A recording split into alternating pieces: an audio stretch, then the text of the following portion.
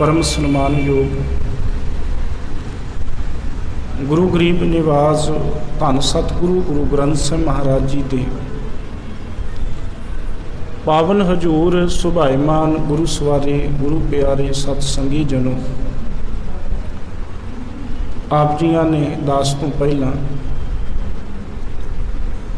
गुरु घर के कीर्तनी जथे पासों सतगुरां दी अमृतमई बाणी का कीर्तन अदब प्यार सह सरवण किया है। आओ लड़ीवार गुरशब्द विचार के नाल जुड़न का यत्न करिए। जितने भी आप विभागी जन गुरु हजूर विराजमान हो करके बैठे हो, विचार की आरंभता तो पहला फतेह प्रवान करो। आखो जी वाहिगुरु जी का खालसा वाहिगुरु जी की फतेह। साडे जीवन दे विच गुरु का बड़ा अहम रोल है। मैं इंज कह लवां कि जिवें माँ बाप एक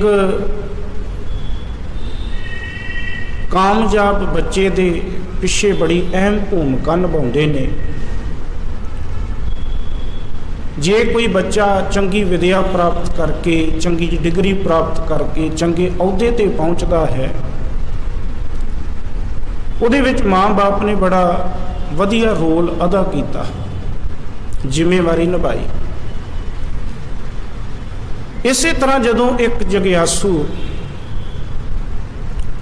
अध्यात्मिकता के राह ते तुर के अकाल पुरख परमात्मा तक पहुँच करता है, उहदे जीवन दे विच गुरु का बड़ा अहम रोल है। गुरु उसनूं चंगा जीवन जाच सिखाउंदा होया इस रस्ते का पांधी बनन दे विच मददगार बनता है। और गुरु की बाणी ने इसे करके थां थां पे गुरु की महिमा गुरु की वडियाई का जिक्र किया है। धन गुरु अर्जन साहब महाराज पातशाह अज दे इस शब्द दे विच भी गुरु की वडियाई गुरु की महिमा बयान करते हुए सानू ये समझा रहे ने कि गुरु के बख्शे ज्ञान के राही गुरु के बख्शे उपदेश के राही जदों मैं रब्बी मंजिल दे वल तुरिया तो मेरा जीवन निहाल हो गया, मेरा जीवन खुशियां वाला बन गया। धन गुरु अर्जन पातशाह महाराज जी ने बचन किया, सतगुर पूरा मेरे नाल। पूरा सतगुरु, पूरे सतगुरु का अर्थ करिए पूरे गुणा वाला। जिहड़ा मेरा गुरु पूरे गुणा वाला है वो हमेशा मेरे नाल है। जिथे किथे मैनू ले छड़ाई वो हर समय मेरे नाल है। और गुरु की है? गुरु है ज्ञान। जिहड़ा गुरु का बख्शिया उपदेश है वो साडे लई ज्ञान है और वो ज्ञान हमेशा नाल रहिंदा है। मैं जे गलत ना होवां,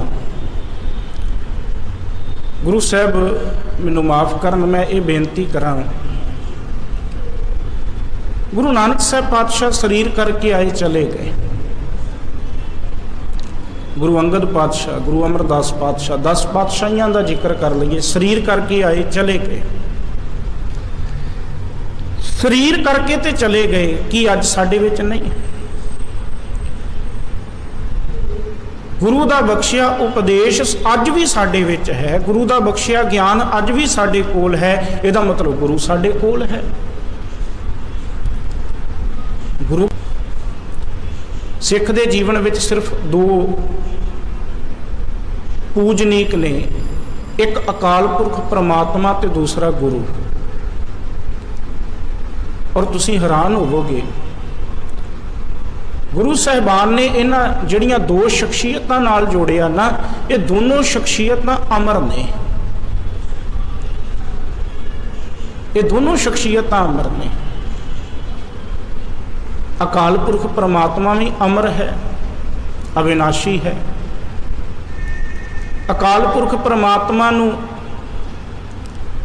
कल भी असीं देख रहे सी, अज भी देख रहे हैं, मान रहे हैं, कल भी माणांगे। अकाल पुरख परमात्मा कल भी सी, अज भी है, कल भी रहेगा। आद सच जुगाद सच है भी सच, नानक होसी भी सच। गुरु साहिबान ने इसे करके उस एक परमात्मा के नाल जोड़िया, क्योंकि वो सदा कायम रहने वाला है, अविनाशी है। वो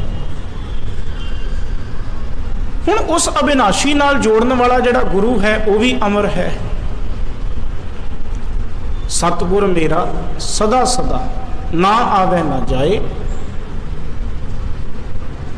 मेरा गुरु भी अमर है। जे मेरा परमात्मा अमर है तो गुरु भी अमर है। सानू उस गुरु नाल जोड़िया जिहड़ा गुरु सदा कायम रहने वाला। जदों तक धरती की होंद रहेगी, मैं शब्द वरत रहा, जदों तक धरती की होंद रहेगी, गुरु ग्रंथ साहिब जी की होंद उदों तक कायम रहेगी। सानू इस ज्ञान गुरु दे नाल जोड़िया। गुरु ग्रंथ साहिब महाराज उदों तक कायम रहणगे जदों तक धरती की होंद रहेगी। जिदन धरती की होंद खत्म हो गई वखरी गल। क्यों? क्योंकि ज्ञान कदी मरदा नहीं। ये तो वो ज्ञान बख्शिश करने वाला है कि प्यू दादे का खोल डिठा खजाना ता मेरा मन भया निदाना। ये कोई पोथी नहीं खोलनी। ये जदों असी चार जाने बैठे गुरु दियां गल्लां ज्ञान दियां गल्लां शुरू कर दिओ, इहदा मतलब खोल खजाना। ये खजाना खोल के रख दिता। असी चार जाने बैठे हाँ, ज्ञान की गल करन लग गए। उत्थे पोथी नहीं कोई, साडे कोल कोई किताब नहीं। हुण वो ज्ञान की गल कित्थों कड्डी? सुरत विचों। ये की आ? प्यो दादे का खोल डिठा खजाना ता मेरा मन भया निधाना। गुरबाणी की पंक्ति की विचार, शब्द की विचार, ये कित्थों कड्डी? सुरत विचों। ते जदों ये ज्ञान की गल कीती, ये है प्यो दादे का खोल डिठा खजाना। इनू गुरु साहब फिर इसे शब्द विच कहिंदे, खावें खर्चें रल मिल भाई, तोट ना आवे वध दो जाए। ये खजाने नूं जिन्ना मर्जी वरतो, जिन्ना मर्जी खाओ, जिन्ना मर्जी वंडो, ये घटदा नहीं, वध दो जाए। और इस ज्ञान गुरु दे नाल इसे करके जोड़िया क्योंकि ये ज्ञान गुरु कदी खत्म नहीं होने वाला। देखो, मैनूं माफ करियो, पिछले समय तो कुछ मूर्ख लोगों के वलों गुरु ग्रंथ साहिब महाराज जी के स्वरूप की बेदबी की गई। किते अगन भेंट कर दिते गए, किते पाड़ के पन्ने खिलारे गए। कि गुरु खत्म हो गया? ये तो वो मूर्ख लोग ने जिन्होंने इन्ना पता नहीं कि गुरु ज्ञान खत्म नहीं हो सकता। तुसी एक स्वरूप की बेदबी की, एक स्वरूप नूं अगन भेंट कर दिता, पर ज्ञान थोड़ा खत्म हो गया, ज्ञान थोड़ा मुकेगा। एक स्वरूप की तुसी बेदबी कर सकते हो, पर ज्ञान का अंत नहीं। ज्ञान कदी मुकेगा नहीं। इनू ना कोई चोर चुरा सकता, ना कोई इनू पानी विच सुट के डुबा सकता, ना इनू अग ला के कोई साड़ सकता। क्यों? क्योंकि ये शब्द गुरु अमर है। सतगुर मेरा सदा सदा ना आवे ना जाए। ये मेरा गुरु ना आउंदा है ना जाता है। और नाल ये भी बेनती कर दवां, जिहड़ी अज साडे विच कली इहो बेदबी नहीं कि कोई पन्ने पाड़ दे। जे असी भी आ चीज़ सोचते ना कि गुरु ग्रंथ साहिब सौंदे ने, फिर असी प्रकाश करते तो गुरु साहिब जागते ने, ये भी एक साडी भुल है, ये भी बेदबी है। सतगुरु कहते गुरु कदी सौंदा नहीं, ज्ञान कदी सौंदा नहीं। सतगुरु जागता है देओ, गुरु हमेशा जागता है। हाँ, असी मर्यादा दे सिख रहत मर्यादा के अनुसार के जदों संगत की आवाजाई ना होवे, रात का समा हो गया, उदों स्वरूप नूं सोखासन कर दिता जाए। सोखासन का मतलब ये नहीं कि गुरु सौ गया है। सतगुरु जागता है देओ, गुरु हमेशा जागता है। ये साडी भुल है, असीं कहने गुरु सौ गया। मैं ये सारी बेनती तां कर रहा जी कि गुरु ज्ञान अमर है। सानू पातशाह ने दो शख्सियतां नाल जोड़िया, अकाल पुरख परमात्मा नाल, धन गुरु ग्रंथ साहिब जी दे नाल। अकाल पुरख परमात्मा सदा कायम रहने वाला और धन गुरु ग्रंथ साहिब महाराज जी की बाणी जदों तक इस धरती की पृथ्वी की होंद रहेगी, जदों तक मनुखी जीवन की होंद रहेगी, गुरु ग्रंथ साहिब महाराज जी की बाणी की होंद कायम रहेगी।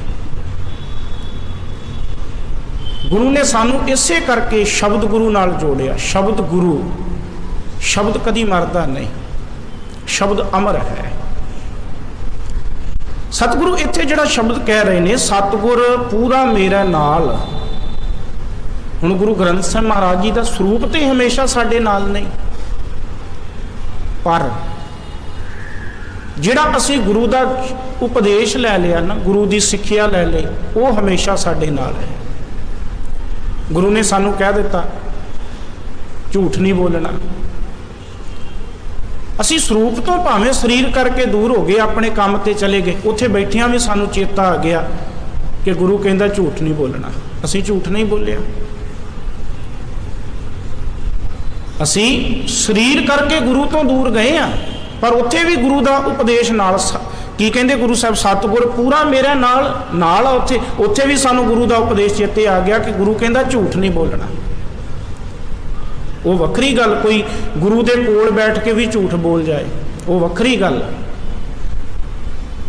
पर उपदेश जिन्हें चेते विच रखना ना, जिन्हें जिहन विच रखना, वो भावें शरीर करके बहुत दूर भी चला जाए, किसी काम करके दूर भी चला जाए, हो सकता वो इन्ना किते काम विच बिजी होवे, वो डेली गुरु साहब जी के स्वरूप के दर्शन करन आउण वाला, पर नहीं आ सकिया, इन्ना किते दूर गया, एहो जी थां गया, वो स्वरूप के भावें दर्शन नहीं कर सकिया, पर वो ज्ञान के हमेशा दर्शन करता है। सो सतगुर प्यारा मेरा नाल है, सतगुर पूरा मेरे नाल। हमेशा गुरु साहब कहते वो गुरु नाल है। गुरु ने क्या झूठ नहीं बोलना, उपदेश हर थां ते चेते है। गुरु ने क्या हक नहीं मारना, उपदेश चेते है। गुरु ने क्या चोरी नहीं करनी, उपदेश चेते है। गुरु ने क्या काम क्रोध काया को गल है, चेते है। उत्थे भी शरीर करके दूर जाके भी चेते है। एक ही मतलब कि गुरु नाल है, गुरु कोल है। स्वरूप तो असी दूर हो सकते हैं, पर गुरु तो दूर नहीं, गुरु के ज्ञान तो दूर नहीं। जदों उपदेश नूं अपनी सुरत विच टका लिया, वो गुरु हमेशा नाल है, गुरु हमेशा कोल है। इस करके सतगुर पूरा मेरा नाल। गुरु उपदेश रूप विच, सिक्ख्या रूप विच, गुणा रूप विच, ज्ञान रूप विच हमेशा कोल है, नाल रहिंदा है। पार ब्रह्म जप सदा निहाल। ते सतगुरु कहंदे हुण गुरु दे बख्शे उपदेश नूं मन के, गुरु दी बख्शी सिक्ख्या नूं धारण करके की कीता, पार ब्रह्म जप, जप दे पप्पे नूं सिहारी आ गई, जप के उस पार ब्रह्म परमात्मा नूं जप के मैं अपने जीवन दे विच सदा हमेशा ही निहाल। निहाल दा मतलब प्रसन्न चित, खुशी, खेड़े, आनंद। मैं हुण हमेशा आनंद खेड़े प्रसन्न चित विच रहिंदा।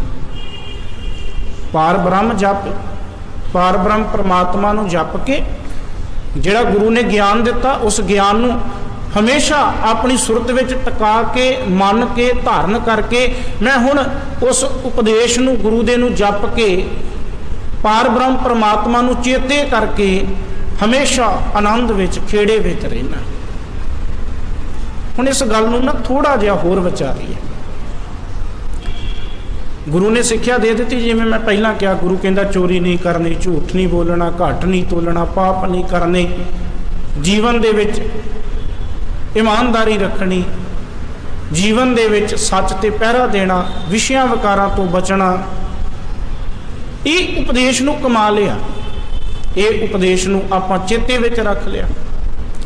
हुण ये काम नहीं कीते, जदों नहीं कीते फिर सानूं काहदा डर? जदों ये काम कीते नहीं, सानू डर ही कोई नहीं। तो जदों डर कोई नहीं, उदों खेड़ा है। बंदे का खेड़ा कदों गवाचदा? बंदे की खुशी कदों गवाचदी? जदों ने कुछ गलत किया होवे। जदों गलती नहीं किया, उदों खेड़ा कित्थे जाएगा, उदों आनंद कित्थे जाएगा, उदों वो आनंद बनिया रहेगा।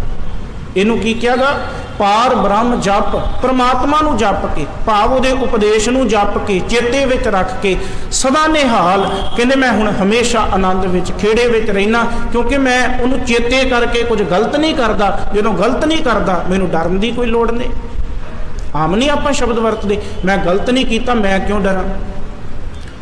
ਇਹਦਾ ਮਤਲਬ ਗਲਤ ਕਰਕੇ ਮਨ ਵਿੱਚ ਡਰ ਪੈਦਾ ਹੁੰਦਾ ਹੈ। ਜੇ ਕੁਝ ਗਲਤ ਨਹੀਂ ਕੀਤਾ ਕੋਈ ਡਰ ਨਹੀਂ। ਗਲਤ ਪਤਾ ਕੀ ਹੈ? ਜਿਹਨੂੰ ਸਮਾਜ ਮਾਨਤਾ ਨਹੀਂ ਦਿੰਦਾ, ਜਿਹਨੂੰ ਗੁਰੂ ਮਾਨਤਾ ਨਹੀਂ ਦਿੰਦਾ। ਅਸੀਂ ਉਹ ਕੰਮ ਕੀਤਾ ਹੀ ਨਹੀਂ ਜਿਹਨੂੰ ਮਾਨਤਾ ਨਹੀਂ ਦਿੱਤੀ ਸੰਸਾਰ ਨੇ, ਸਮਾਜ ਨੇ, ਗੁਰੂ ਨੇ। ਅਸੀਂ ਕੀਤਾ ਨਹੀਂ। ਜਦੋਂ ਕੀਤਾ ਨਹੀਂ ਸਾਨੂੰ ਕੋਈ ਡਰ ਨਹੀਂ।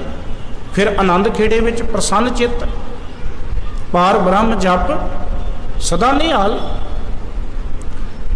ਐਸਾ ਕੰਮ ਮੂਲੇ ਨਾ ਕੀਚੈ ਜਿਤ ਅੰਤ ਪਛੋਤਾਈ ਹੈ। ਕੀਤਾ ਹੀ ਨਹੀਂ, ਭੁੱਲ ਕੇ ਨਹੀਂ ਕੀਤਾ ਇਹੋ ਜਿਹਾ ਕੰਮ ਜਿਹਦੇ ਤੋਂ ਬਾਅਦ ਪਛਤਾਉਣਾ ਪਏ, ਉਦਾਸ ਹੋਣਾ ਪਏ, ਸ਼ਰਮਿੰਦਾ ਹੋਣਾ ਪਵੇ। ਇਹ ਹੈ ਉਹਨੂੰ ਚੇਤੇ ਕਰਨਾ। ਤੇ ਉਹਨੂੰ ਚੇਤੇ ਕਰਕੇ ਸਤਿਗੁਰੂ ਕਹਿੰਦੇ ਜਦੋਂ ਕੋਈ ਕੰਮ ਨਹੀਂ ਕੀਤਾ ਗਲਤ, ਫਿਰ ਜਪ ਕੇ ਸਦਾ ਨਿਹਾਲ। ਪਹਿਲੇ ਪਦੇ ਵਿੱਚ ਸਤਿਗੁਰੂ ਕਹਿੰਦੇ ਗੁਰ ਪੂਰੈ ਆਪਣੀ ਕਲ ਧਾਰੀ, ਸਭ ਘਟ ਉਪਜੀ ਦਿਆ। ਸਭ ਕਹਿੰਦੇ ਭਾਈ ਜਦੋਂ ਉਸ ਅਕਾਲ ਪੁਰਖ ਪ੍ਰਮਾਤਮਾ ਨੇ, ਗੁਰੂ ਨੇ, ਮਾਫ ਕਰਿਓ, ਗੁਰ ਪੂਰੈ, ਪੂਰੇ ਗੁਰੂ ਨੇ, ਗੁਰ ਦੇ ਰਾਰੇ ਨੂੰ ਸਿਹਾਰੀ ਹੈ ਸੰਬੰਧਕੀ ਤੌਰ ਤੇ, ਪੂਰੇ ਗੁਰੂ ਨੇ ਆਪਣੀ ਕਲ ਧਾਰੀ। ਕਲ ਮਤਲਬ ਕਲਾ, ਸੱਤਿਆ, ਤਾਕਤ, ਧਾਰੀ ਪੈਦਾ ਕਰ ਦਿੱਤੀ। ਜਦੋਂ ਗੁਰੂ ਨੇ ਨਾ ਆਪਣੀ ਤਾਕਤ, ਆਪਣੀ ਸੱਤਿਆ ਮੈਨੂੰ ਦੇ ਦਿੱਤੀ, ਮੇਰੇ ਵਿੱਚ ਭਰ ਦਿੱਤੀ, ਮੇਰੇ ਵਿੱਚ ਟਿਕਾ ਦਿੱਤੀ, ਆਪਣੀ ਸੱਤਿਆ। ਗੁਰੂ ਨੇ ਆਪਣੀ ਸੱਤਿਆ, ਆਪਣੀ ਤਾਕਤ, ਆਪਣੀ ਬਖਸ਼ਿਸ਼ ਜਦੋਂ ਮੇਰੇ ਤੇ ਧਰ ਦਿੱਤੀ, ਟਿਕਾ ਦਿੱਤੀ। ਸਭ ਘਟ ਉਪਜੀ ਦਿਆ। ਸਭ ਘਟ, ਜਿਹੜਾ ਘਟ ਸ਼ਬਦ ਹੈ ਗੁਰੂ ਗ੍ਰੰਥ ਸਾਹਿਬ ਜੀ ਦੀ ਬਾਣੀ ਦੇ ਵਿੱਚ ਬਹੁ ਅਰਥਾਂ ਵਿੱਚ ਆਇਆ ਹੈ। ਘਟ ਦਾ ਅਰਥ ਸਰੀਰ ਵੀ ਹੈ, ਜਿਵੇਂ ਇੱਥੇ ਸ਼ਬਦ ਆਇਆ ਕਿ ਸਭ ਘਟ ਉਪਜੀ ਦਿਆ। ਸਭ ਘਟ ਵੀ ਸਾਰੇ ਸਰੀਰਾਂ ਵਾਸਤੇ ਮੇਰੇ ਅੰਦਰ ਦਇਆ ਪੈਦਾ ਹੋ ਗਈ। ਹੁਣ ਮੈਂ ਸਾਰੇ ਜੀਵਾਂ ਤੇ ਦਇਆ ਕਰਦਾ, ਦਇਆ ਰੱਖਦਾ। ਇੱਕ ਤੇ ਘਟ ਸ਼ਬਦ ਆ ਗਿਆ ਸਰੀਰ ਵਾਸਤੇ, ਜਿਵੇਂ ਸਭ ਘਟ ਆਪੇ ਭੋਗਣ ਹਾਰਾ। ਸਭ ਘਟ ਵੀ ਸਾਰੇ ਸਰੀਰਾਂ ਵਿੱਚ ਬੈਠਾ ਹੋਇਆ, ਆਪੇ ਭੋਗਣ ਹਾਰਾ, ਸਾਰੇ ਪਦਾਰਥਾਂ ਨੂੰ ਉਹ ਆਪੇ ਭੋਗ ਰਿਹਾ। ਸਭ ਘਟ ਤਿਸਕੇ ਉਹ ਕਰਨੇ ਹਾਰ, ਇਹ ਸਾਰੇ ਸਰੀਰ ਉਸ ਪਰਮਾਤਮਾ ਦੇ ਕੀਤੇ ਹੋਏ ਨੇ, ਪੈਦਾ ਕੀਤੇ ਹੋਏ ਨੇ, ਉਹ ਸਾਰਿਆਂ ਨੂੰ ਪੈਦਾ ਕਰਨ ਵਾਲਾ। ਇਸ ਕਰਕੇ ਘਟ ਦਾ ਅਰਥ ਸਰੀਰ ਵੀ ਆਉਂਦਾ ਹੈ। ਫਿਰ ਘਟ ਦਾ ਅਰਥ ਪਰਮਾਤਮਾ ਵਾਸਤੇ ਵੀ ਆਉਂਦਾ। ਪਰਮਾਤਮਾ ਪ੍ਰਭੂ ਸਗਲ ਸਮਗਰੀ ਇੱਕ ਘਟ ਮਾਹੀ, ਪਰਮਾਤਮਾ ਵਾਸਤੇ ਆ ਗਿਆ। ਘਟ ਸ਼ਬਦ ਘੜੇ ਵਾਸਤੇ ਵੀ ਆਉਂਦਾ। ਜਿਹੜੇ ਮਿੱਟੀ ਦੇ ਭਾਂਡੇ, ਜਿਹਨੂੰ ਆਪਾਂ ਘੜਾ ਕਹਿ ਦਿੰਦੇ, ਜਿਹਦੇ 'ਚ ਪਾਣੀ ਰੱਖਿਆ ਜਾਂਦਾ, ਘੜਾ, ਉਹਦੇ ਵਾਸਤੇ ਵੀ ਘਟ ਸ਼ਬਦ ਆਉਂਦਾ ਗੁਰਬਾਣੀ ਦੇ ਵਿੱਚ। ਜਿਵੇਂ ਬਾਬਾ ਕਬੀਰ ਸਾਹਿਬ ਜੀ ਦਾ ਸ਼ਬਦ ਪੜ੍ਹਦੇ ਹੋ ਕਿ ਕਹੋ ਕਬੀਰ ਸ਼ੂਸ਼ਾ ਘਟ ਬੋਲੇ, ਭਰਿਆ ਹੋਏ ਸੋ ਕਬਹੁ ਨਾ ਡੋਲੇ। ਉੱਥੇ ਘਟ ਦਾ ਅਰਥ ਘੜਾ, ਉੱਥੇ ਘਟ ਦਾ ਅਰਥ ਸਰੀਰ ਨਹੀਂ। ਕਹੋ ਕਬੀਰ ਸ਼ੂਸ਼ਾ ਘਟ, ਖਾਲੀ ਘੜਾ, ਖਾਲੀ ਘੜਾ ਬੋਲਦਾ। ਭਰਿਆ ਹੋਏ ਸੋ ਕਬਹੁ ਨਾ ਡੋਲੇ, ਜਿਹੜਾ ਭਰਿਆ ਘੜਾ ਉਹ ਨਹੀਂ ਡੋਲਦਾ, ਉਹਦੇ ਤੇ ਹੱਥ ਮਾਰੋ ਆਵਾਜ਼ ਨਹੀਂ ਦਿੰਦਾ, ਖਾਲੀ ਘੜਾ ਆਵਾਜ਼ ਦਿੰਦਾ। ਖੈਰ ਘਟ ਦਾ ਅਰਥ ਉੱਥੇ ਘੜਾ। ਜਾਂ ਬਾਣੀ ਵਿੱਚ ਪੰਕਤੀ ਆਉਂਦੀ ਘਟ ਫੂਟੇ ਘਟ ਕਬਹਿ ਨਾ ਹੋਈ, ਉੱਥੇ ਪਹਿਲੇ ਘਟ ਦਾ ਅਰਥ ਜਿਹੜਾ ਉਹ ਘੜਾ, ਘਟ ਫੂਟੇ, ਘੜਾ ਸਰੀਰ ਰੂਪੀ ਘੜਾ ਟੁੱਟ ਗਿਆ। ਜਾਂ ਘਟ ਫੂਟੇ ਕੋ ਬਾਤ ਨਾ ਪੁੱਛੈ, ਕਾਢੋ ਕਾਢੋ ਹੋਈ, ਬਾਬਾ ਕਬੀਰ ਸਾਹਿਬ ਜੀ। ਛਿਨ ਛਿਨ ਔਦ ਬਿਹਾਤ ਹੈ, ਫੂਟੇ ਘਟ ਜਿਉ ਪਾਨੀ। ਗੁਰੂ ਤੇਗ ਬਹਾਦਰ ਸਾਹਿਬ ਜੀ ਦਾ ਅਕਸਰ ਅਸੀਂ ਸ਼ਬਦ ਪੜ੍ਹਦੇ ਹਾਂ। ਛਿਨ ਛਿਨ ਔਦ ਬਿਹਾਤ ਹੈ, ਫੂਟੇ ਘਟ ਜਿਉ ਪਾਨੀ। ਫੂਟੇ ਘਟ, ਤਿੜਕਿਆ ਘੜਾ, ਟੁੱਟਿਆ ਘੜਾ, ਉਹਦੇ ਵਿੱਚੋਂ ਜਿਵੇਂ ਤੁਬਕਾ ਤੁਬਕਾ ਪਾਣੀ ਨਿਕਲਦਾ ਜਾਂਦਾ, ਇਸੇ ਤਰ੍ਹਾਂ ਸਰੀਰ ਰੂਪੀ ਘੜੇ ਵਿੱਚੋਂ ਵੀ ਸੁਆਸਾਂ ਰੂਪੀ ਪਾਣੀ ਨਿਕਲਦਾ ਜਾਂਦਾ। ਘਟ ਦਾ ਅਰਥ ਘੜਾ। ਘਟ ਸ਼ਬਦ ਰਸਤੇ ਵਾਸਤੇ, ਰਾਹ ਵਾਸਤੇ ਵੀ ਆਉਂਦਾ ਗੁਰਬਾਣੀ ਦੇ ਵਿੱਚ। ਘਟ ਅਵ ਘਟ ਡੂੰਗਰ ਘਣਾ, ਇੱਕ ਨਿਰਗੁਣ ਬੈਲ ਹਮਾਰ। ਉੱਥੇ ਘਟ ਦਾ ਅਰਥ ਰਸਤਾ, ਰਾਹ।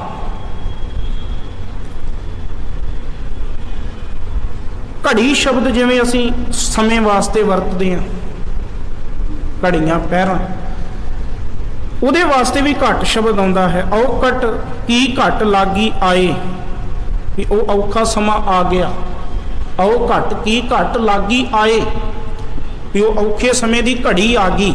ਇਸ ਕਰਕੇ ਉੱਥੇ ਘੜੇ ਦਾ ਘਟ ਦਾ ਅਰਥ ਜਿਹੜਾ ਉਹ ਘੜੀ ਵਾਸਤੇ ਸਮੇਂ ਦੇ ਨਾਲ ਸੰਬੰਧਿਤ ਆ ਗਿਆ। ਖੈਰ ਮੈਂ ਇਹ ਬੇਨਤੀ ਕਰਾਂ ਕਿ ਘਟ ਸ਼ਬਦ ਗੁਰਬਾਣੀ ਦੇ ਵਿੱਚ ਕਈ ਅਰਥਾਂ ਵਿੱਚ ਆਉਂਦਾ। ਘਟ ਘੜੇ ਵਾਸਤੇ, ਘਟ ਸਰੀਰਾਂ ਵਾਸਤੇ, ਘਟ ਸਮੇਂ ਦੇ ਨਾਲ ਸੰਬੰਧਿਤ, ਘਟ ਪਰਮਾਤਮਾ ਵਾਸਤੇ, ਘਟ ਰਸਤੇ ਵਾਸਤੇ। ਇੱਥੇ ਜਿਹੜਾ ਘਟ ਸ਼ਬਦ ਆਇਆ ਇਹ ਸਰੀਰ ਵਾਸਤੇ ਆਇਆ ਹੈ। ਸਤਿਗੁਰੂ ਕਹਿੰਦੇ ਗੁਰ ਪੂਰੈ ਆਪਣੀ ਕਲ ਧਾਰੀ। ਜਦੋਂ ਪੂਰੇ ਗੁਰੂ ਨੇ ਆਪਣੀ ਸੱਤਿਆ, ਆਪਣੀ ਤਾਕਤ ਮੇਰੇ ਵਿੱਚ ਟਿਕਾ ਦਿੱਤੀ ਨਾ, ਫਿਰ ਕੀ ਹੋਇਆ? ਸਭ ਘਟ ਉਪਜੀ ਦਿਆ। ਫਿਰ ਮੇਰੇ ਹਿਰਦੇ ਵਿੱਚ ਸਾਰੇ ਜੀਵਾਂ ਲਈ, ਸਾਰੇ ਸਰੀਰਾਂ ਲਈ ਪਿਆਰ ਪੈਦਾ ਹੋ ਗਿਆ। ਹੁਣ ਮੈਂ ਸਾਰੇ ਸਰੀਰਾਂ ਨੂੰ ਪਿਆਰ ਕਰਦਾ। ਜਦੋਂ ਤੱਕ ਗੁਰੂ ਦਾ ਉਪਦੇਸ਼ ਨਹੀਂ ਸੀ ਮੈਂ ਕਮਾਇਆ, ਗੁਰੂ ਦੀ ਸਮਝ ਮੈਂ ਆਪਣੇ ਹਿਰਦੇ ਵਿੱਚ ਨਹੀਂ ਸੀ ਟਿਕਾਈ, ਉਦੋਂ ਤੱਕ ਕੀ ਸੀ? ਮੈਂ ਆਪਣੇ ਬੱਚਿਆਂ ਨਾਲ ਪਿਆਰ ਕਰਦਾ ਸੀ, ਆਪਣੇ ਪਰਿਵਾਰ ਨਾਲ ਪਿਆਰ ਕਰਦਾ ਸੀ। ਹੁਣ ਕੀ ਆ? ਹੁਣ ਸਮੁੱਚੀ ਕਾਇਨਾਤ ਨਾਲ ਪਿਆਰ ਕਰਦਾ। ਹੁਣ ਬੱਚਿਆਂ ਵਿੱਚੋਂ, ਜੀਵ ਜੰਤੂਆਂ ਵਿੱਚੋਂ ਪਰਮਾਤਮਾ ਦੀ ਮੈਨੂੰ ਜੋਤ ਦਿਖਾਈ ਦਿੰਦੀ, ਮਹਿਸੂਸ ਹੁੰਦਾ ਕਿ ਸਭ ਵਿੱਚ ਪਰਮਾਤਮਾ ਹੈ। ਸਭ ਘਟ ਉਪਜੀ ਦਿਆ। ਹੁਣ ਸਾਰੇ ਸਰੀਰਾਂ ਵਾਸਤੇ ਮੇਰੇ ਅੰਦਰ ਦਇਆ ਪੈਦਾ ਹੋ ਗਈ। ਹੁਣ ਇੱਕ ਇਹ ਬੇਨਤੀ ਇਹ ਕਰਾਂ, ਇੱਥੇ ਦਇਆ ਇਵੇਂ ਦੀ ਨਹੀਂ ਵੀ ਜਿਵੇਂ ਕੁਝ ਲੋਕ ਇਹੋ ਜਿਹੀ ਦਇਆ ਵਰਤਦੇ ਵੀ ਪਾਣੀ ਪੁਣ ਕੇ ਪੀਓ ਜੀ, ਮੂੰਹ ਤੇ ਕੱਪੜਾ ਬੰਨ੍ਹ ਕੇ ਰੱਖੋ ਜੀ, ਤਾਂ ਕਿ ਉਹ ਜੀਵ ਜਿਹੜੇ ਹਵਾ ਵਿੱਚ ਨੇ ਉਹ ਅੰਦਰ ਜਾ ਕੇ ਮਰ ਨਾ ਜਾਣ, ਜਾਂ ਫੋਲ ਫਦੀਅਤ ਮੋਹ ਲੈਣ ਪੜਾਸਾਂ ਵਾਲੀ ਗੱਲ ਵੀ ਆਪਣੀ ਗੰਦਗੀ ਕਰਕੇ ਉਹਨੂੰ ਵੀ ਫੋਲ ਦਿੰਦੇ ਕਿ ਉਹਦੇ ਵਿੱਚ ਕੀੜੇ ਨਾ ਪੈ ਜਾਣ, ਕਿਤੇ ਜੇ ਕੀੜੇ ਪੈ ਗਏ ਉਹ ਮਰ ਜਾਣਗੇ, ਇਹ ਜੀਵ ਹੱਤਿਆ ਹੋ ਜਾਏਗੀ। ਇਵੇਂ ਦੀ ਦਇਆ ਨਹੀਂ, ਗੁਰੂ ਸਾਹਿਬ ਨੇ ਸਾਨੂੰ ਇਵੇਂ ਦੀ ਦਇਆ ਨਹੀਂ ਸਿਖਾਈ। ਦਇਆ ਭਾਵ ਕੋਈ ਲੋੜਵੰਦ ਹੈ, ਉਹਦੀ ਲੋੜ ਪੂਰੀ ਕਰਨ ਵਾਸਤੇ ਮਦਦ ਕੀਤੀ ਜਾਏ। ਜਾ ਰਹੇ ਹਾਂ ਸੜਕ ਤੇ, ਕਿਸੇ ਦਾ ਐਕਸੀਡੈਂਟ ਹੋ ਗਿਆ, ਕੋਈ ਹੱਥ ਨਹੀਂ ਪਾ ਰਿਹਾ, ਬਿਨਾਂ ਫਿਕਰ ਅਗਲੇ ਦੀ ਮਦਦ ਕੀਤੀ, ਚੁੱਕ ਕੇ ਹਸਪੀਟਲ ਪਹੁੰਚਾਇਆ।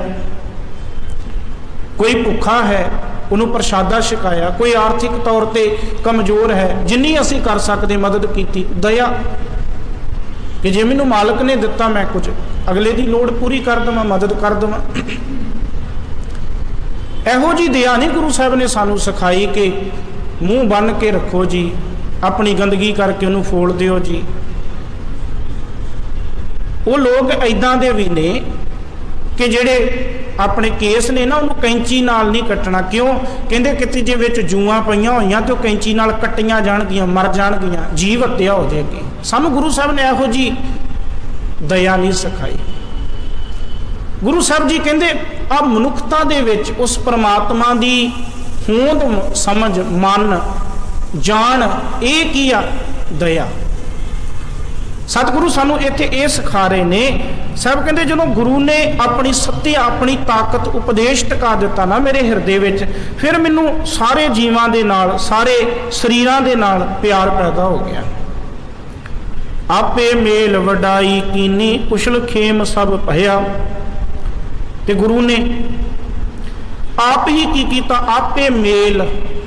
ਗੁਰੂ ਨੇ ਆਪ ਹੀ ਮੈਨੂੰ ਆਪਣੇ ਚਰਨਾਂ ਨਾਲ ਮੇਲ ਕੇ, ਮੇਲ ਦੇ ਲੱਲੇ ਨੂੰ ਸਿਹਾਰੀ ਮੇਲ ਕੇ, ਵਡਾਈ ਕੀਨੀ, ਵਡਿਆਈ ਬਖਸ਼ਤੀ, ਉੱਚਾ ਅਹੁਦਾ ਬਖਸ਼ਤਾ, ਉੱਚਾ ਦਰਜਾ ਆਤਮਿਕ ਤੌਰ ਤੇ ਬਖਸ਼ਤਾ। ਕੁਸ਼ਲ ਖੇਮ ਸਭ ਭਇਆ। ਕੁਸ਼ਲ ਖੇਮ ਦਾ ਅਰਥ ਖੁਸ਼ੀ, ਪ੍ਰਸੰਨਤਾ। ਕੁਸ਼ਲ ਖੇਮ ਸਭ ਭਇਆ, ਕਹਿੰਦੇ ਹੁਣ ਮੇਰੇ ਜੀਵਨ ਦੇ ਵਿੱਚ ਆਨੰਦ ਹੀ ਆਨੰਦ ਬਣ ਗਿਆ।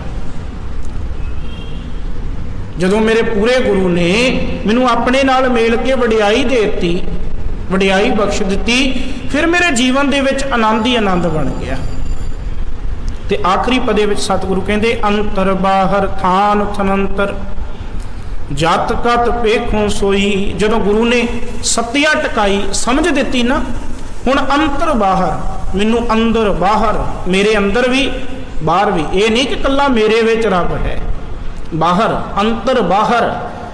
ਫਿਰ ਉਹਦੇ ਤੋਂ ਬਾਅਦ ਥਾਨ ਥਨੰਤਰ। ਥਾਨ ਥਨੰਤਰ ਦਾ ਅਰਥ ਸਭ ਥਾਵਾਂ ਤੇ, ਮੈਨੂੰ ਮੇਰੇ ਆਪਣੇ ਅੰਦਰ ਬਾਹਰ ਹਰ ਥਾਂ ਦੇ ਵਿੱਚ ਜਤ ਕਤ ਦਾ ਅਰਥ ਜਿੱਥੇ ਕਿਥੇ, ਭਾਵ ਹਰ ਥਾਂ ਤੇ। ਪੇਖੋਂ ਦਾ ਅਰਥ ਹੁੰਦਾ ਵੇਖਣਾ, ਸੋਈ। ਕਹਿੰਦੇ ਮੈਂ ਹੁਣ ਉਸ ਪਰਮਾਤਮਾ ਨੂੰ ਹੀ ਵੇਖਣਾ, ਹਰ ਥਾਂ ਤੇ ਉਹਨੂੰ ਹੀ ਵਸਦਾ ਦੇਖਦਾ। ਅੰਤਰ ਬਾਹਰ ਥਾਨ ਥਨੰਤਰ, ਜਤ ਕਤ ਪੇਖੋਂ ਸੋਈ। ਮੈਨੂੰ ਮੇਰੇ ਅੰਦਰ ਵੀ ਪਰਮਾਤਮਾ ਦਿਸਦਾ, ਬਾਹਰ ਵੀ ਦਿਸਦਾ, ਹਰ ਥਾਂ ਦੇ ਉੱਤੇ ਦੇਖਦਾ, ਹਰ ਇੱਕ ਦੇ ਵਿੱਚ ਦੇਖਦਾ। ਹੁਣ ਤੇ ਮੈਨੂੰ ਇਹ ਗੱਲ ਸਮਝ ਵਿੱਚ ਆ ਗਈ ਕਿ ਸਭ ਗੋਬਿੰਦ ਹੈ, ਸਭ ਗੋਬਿੰਦ ਹੈ, ਗੋਬਿੰਦ ਬਿਨ ਨਹੀਂ ਕੋਈ। ਮੈਨੂੰ ਇਹ ਗੱਲ ਦਾ ਗਿਆਨ ਹੋ ਗਿਆ। ਹੁਣ ਤੇ ਜਹ ਪੇਖੋਂ ਤਹ ਹਜੂਰ, ਦੂਰ ਕਤਹੁ ਨਾ ਜਾਈ। ਰਬ ਰਹਿਆ ਸਰਬੱਤਰ ਮੈਂ ਮਨ ਸਦਾ ਧਿਆਈ। ਹੁਣ ਜਦੋਂ ਗੁਰੂ ਨੇ ਸੱਤਿਆ ਟਿਕਾ ਦਿੱਤੀ, ਜਦੋਂ ਗੁਰੂ ਨੇ ਆਪਣੀ ਸਮਝ ਮੇਰੇ ਹਿਰਦੇ ਵਿੱਚ ਟਿਕਾ ਦਿੱਤੀ, ਹੁਣ ਮੈਨੂੰ ਹਰ ਥਾਂ ਦੇ ਉੱਤੇ ਉਹ ਪਰਮਾਤਮਾ ਵਸਦਾ ਦਿਖਾਈ ਦਿੰਦਾ ਹੈ। ਹਰ ਥਾਂ ਦੇ ਉੱਤੇ ਉਹਦੀ ਮੌਜੂਦਗੀ ਮੈਨੂੰ ਮਹਿਸੂਸ ਹੁੰਦੀ ਹੈ। ਨਾਨਕ ਗੁਰ ਪਾਇਓ ਵਡ ਭਾਗੀ, ਇਸ ਜੇਵੜ ਅਵਰ ਨਾ ਕੋਈ। ਨਾਨਕ हे ਨਾਨਕ, ਗੁਰ ਪਾਇਓ ਵਡ ਭਾਗੀ, ਮੈਂ ਵੱਡੀਆਂ ਭਾਗਾਂ ਵਾਲਾ ਜੋ ਮੈਨੂੰ ਗੁਰੂ ਦੀ ਪ੍ਰਾਪਤੀ ਹੋ ਗਈ। ਜਿਹੜੇ ਗੁਰੂ ਨੇ ਮੇਰੇ ਜੀਵਨ ਨੂੰ ਬਦਲ ਦਿੱਤਾ, ਜਿਸ ਗੁਰੂ ਨੇ ਮੇਰਾ ਰਹਿਣ ਸਹਿਣ ਬਦਲ ਦਿੱਤਾ, ਮੇਰਾ ਖਾਣਾ ਪੀਣਾ ਬਦਲ ਦਿੱਤਾ, ਮੇਰਾ ਕਾਰ ਵਿਹਾਰ ਬਦਲ ਦਿੱਤਾ। ਸਤਿਗੁਰੂ ਕਹਿੰਦੇ ਮੈਂ ਉਹ ਗੁਰੂ ਵੱਡੀਆਂ ਭਾਗਾਂ ਨਾਲ ਪ੍ਰਾਪਤ ਕੀਤਾ। ਨਾਨਕ ਗੁਰ ਪਾਇਓ ਕਿਵੇਂ? ਵਡ ਭਾਗੀ, ਵੱਡੀਆਂ ਭਾਗਾਂ ਨਾਲ। ਤਿਸ ਜੇਵੜ ਅਵਰ ਨਾ ਕੋਈ। ਤੇ ਗੁਰੂ ਸਾਹਿਬ ਹੁਣ ਕਹਿੰਦੇ ਮੈਂ ਮਾਣ ਨਾਲ ਕਹਿਣਾ, ਮੇਰੇ ਗੁਰੂ ਦੇ ਬਰਾਬਰ ਦਾ ਹੋਰ ਕੋਈ ਨਹੀਂ। ਤਿਸ ਜੇਵੜ ਦਾ ਅਰਥ ਹੁੰਦਾ ਜਿੰਨਾ ਵੱਡਾ, ਅਵਰ ਹੋਰ ਨਾ ਕੋਈ। ਮੇਰੇ ਗੁਰੂ ਜਿੰਨਾ ਵੱਡਾ ਹੋਰ ਕੋਈ ਨਹੀਂ, ਮੇਰੇ ਗੁਰੂ ਦੇ ਬਰਾਬਰ ਦਾ ਹੋਰ ਕੋਈ ਨਹੀਂ। ਕਿਉਂਕਿ ਮੇਰੇ ਗੁਰੂ ਨੇ ਮੈਨੂੰ ਬਹੁਤ ਸਮਝ ਦੇ ਕੇ ਮੇਰੇ ਜੀਵਨ ਨੂੰ ਸਵਾਰ ਦਿੱਤਾ। ਹੁਣ ਤੇ ਮੈਂ ਇਹ ਗੱਲ ਕਹਿਣਾ ਕਿ ਗਿਆਨ, ਗੁਰੂ ਅਰਜਨ ਸਾਹਿਬ, ਗਿਆਨ ਧਿਆਨ ਕਿਛ ਕਰਮ ਨਾ ਜਾਣਾ, ਸਾਰ ਨਾ ਜਾਣਾ ਤੇਰੀ। ਸਭ ਤੇ ਵੱਡਾ ਸਤਿਗੁਰ ਨਾਨਕ, ਜਿਨ ਕਲ ਰਾਖੀ ਮੇਰੀ। ਮੇਰਾ ਗੁਰੂ ਵੱਡਾ ਹੈ, ਉਹਦੇ ਬਰਾਬਰ ਦਾ ਹੋਰ ਕੋਈ ਨਹੀਂ। ਤਿਸ ਜੇਵੜ ਅਵਰ ਨਾ ਕੋਈ, ਉਹਦੇ ਜਿੰਨਾ ਵੱਡਾ ਹੋਰ ਕੋਈ ਨਹੀਂ। ਅਸੀਂ ਵੀ ਮਾਣ ਨਾਲ ਕਹੀਏ, ਅਸੀਂ ਵੀ ਮਾਣ ਦੇ ਨਾਲ ਗਾਈਏ ਕਿ ਮੇਰੇ ਗੁਰੂ ਜਿੰਨਾ ਵੱਡਾ ਹੋਰ ਕੋਈ ਨਹੀਂ। ਕਿਉਂਕਿ ਜਿਸ ਗੁਰੂ ਨੇ ਮੇਰੇ ਜੀਵਨ ਨੂੰ ਸਵਾਰ ਦਿੱਤਾ, ਮੇਰੇ ਜੀਵਨ ਨੂੰ ਮੇਰੇ ਗੁਰੂ ਨੇ ਉਪਦੇਸ਼ ਦੇ ਕੇ ਬਦਲ ਦਿੱਤਾ, ਮੇਰੇ ਗੁਰੂ ਜਿੰਨਾ ਵੱਡਾ ਹੋਰ ਕੋਈ ਨਹੀਂ। ਮਾਣ ਨਾਲ ਕਹੀਏ। ਐਵੇਂ ਲੋਕੀ ਭਟਕਦੇ ਪਖੰਡੀਆਂ ਦੇ ਡੇਰਿਆਂ ਤੇ, ਗੁਰੂ ਗ੍ਰੰਥ ਜਿਹਾ ਗੁਰੂ ਕਿਹੜਾ ਹੈ ਜਹਾਨ ਤੇ। ਗੁਰੂ ਗ੍ਰੰਥ ਸਾਹਿਬ ਵਰਗਾ ਗੁਰੂ ਹੋਰ ਕੋਈ ਜਹਾਨ ਤੇ ਨਹੀਂ, ਜਿਹੜਾ ਸਦਾ ਕਾਇਮ ਰਹਿਣ ਵਾਲਾ ਹੋਵੇ, ਜਿਹਦਾ ਉਪਦੇਸ਼ ਇੱਕ ਛਿਨ ਦੇ ਵਿੱਚ ਮਨੁੱਖਾਂ ਤੋਂ ਦੇਵਤੇ ਬਣਾ ਦੇ। ਮੇਰੇ ਗੁਰੂ ਵਰਗਾ ਹੋਰ ਕੋਈ ਨਹੀਂ। ਗੁਰੂ ਗ੍ਰੰਥ ਸਾਹਿਬ ਮਹਾਰਾਜ ਜੀ ਤੇ ਮਾਣ ਕਰੀਏ। ਸਤਿਗੁਰੂ ਗੁਰੂ ਗ੍ਰੰਥ ਸਾਹਿਬ ਮਹਾਰਾਜ ਕਿਰਪਾ ਕਰਨ, ਜੋ ਅਸੀਂ ਗੁਰੂ ਗ੍ਰੰਥ ਸਾਹਿਬ ਜੀ ਦੀ ਬਾਣੀ ਪੜ੍ਹਦੇ ਵਿਚਾਰਦੇ ਹਾਂ, ਆਪਣੇ ਜੀਵਨ ਦੇ ਵਿੱਚ ਕਮਾ ਸਕੀਏ। ਸ਼ਬਦ ਵਿਚਾਰ ਕਰਦਿਆਂ ਹੋਈਆਂ ਬੇਅੰਤ ਭੁੱਲਾਂ ਚੁੱਕਾਂ ਦੀ ਆਪ ਸੰਗਤ ਨੇ ਖਿਮਾ ਬਖਸ਼ਣੀ ਜੀ। ਫਤਿਹ ਦੀ ਸਾਂਝ ਪ੍ਰਵਾਨ ਕਰੋ। ਕੋਈ ਰਸਨਾ ਵਾਂਝੀ ਨਾ ਰਹੇ ਆਖੋ ਜੀ। ਵਾਹਿਗੁਰੂ ਜੀ ਕਾ ਖਾਲਸਾ, ਵਾਹਿਗੁਰੂ ਜੀ ਕੀ ਫਤਿਹ।